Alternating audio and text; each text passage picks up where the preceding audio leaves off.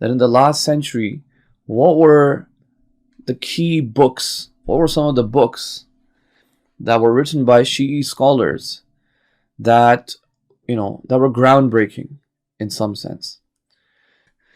And the work either has to offer a brand new theory or a brand new interpretation of something.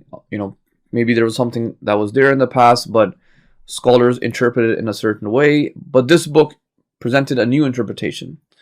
Or three, the book presented a new methodology to do things.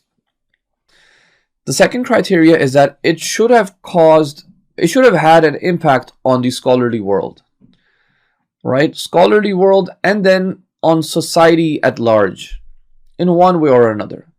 Now, that impact could be immediate, okay, the moment the book was written, a few days later, a few years later, or a few months later, it has an impact on the scholarly world and in the society. Or sometimes, if the impact is not immediate, but maybe after a few years, maybe even after the scholar passes away, the impacts start to show. It is the book that you use if you want to present your ijtihad. If how else do you present your ijtihad? Someone may ask, how do you prove your ijtihad? One of the ways to prove it is you do dars kharij, you present your advanced lessons. But even for those advanced lessons, like what's the format? How should you do it? This is the book that has become the standard for it. Okay, so that is something that obviously has a huge impact. At a certain point, he travels back to Lebanon in the 20s. And he sees, in Lebanon, you had Iranian merchants from Iran, especially from Tehran, who would travel to Lebanon for business. And then many of them would stay there. And in Iran, by that time, so these merchants, when they came to Lebanon, they brought those practices in Lebanon. Okay? And in fact, in most of the Shia world, these practices moved out from sort of Iran and Persia primarily, kind of moved into Iraq as well, but it kind of spread from there. Okay? So when he goes to Lebanon, he freaks out and he's like, what on earth are you guys doing? Right? Lebanon is a very diverse place. Okay, they have all sorts of different religions and different religious background. People are there. Sunni, Shia, Christian, everyone, Druze. And he gets very angry. It always bewilders me, baffles me that how did he know this is going to be so damaging in the near future? He was so happy that the book sold out in just a couple of days. Okay, the stock finished. So he was like, wow, people are very interested in this book, and the book has been sold out. But he later realized that his father's friends, some of his friends, they actually went and they just bought the entire stock out and they burnt all the books. But look at Imam Khomeini, right? Once again, like different class altogether. And then the students, Tullab, they were fighting over these arguments. And his idea was that the fact that there is a commotion and an argument over this discussion, this book, shows the intellectual poverty of our society. That was his idea. And he did not get involved in the discussion. He did not say anything. Some other chapter in marriage, nikah. Is there a relationship between kitabul nikah and kitabul ijara? Okay, or kitabul bay if you're buying a house, for example. Is there a relationship? Can you mix these two things together, like married life and then what the husband is gonna buy for the wife? Is there a connection, or are these just two separate things, have nothing to do with each other?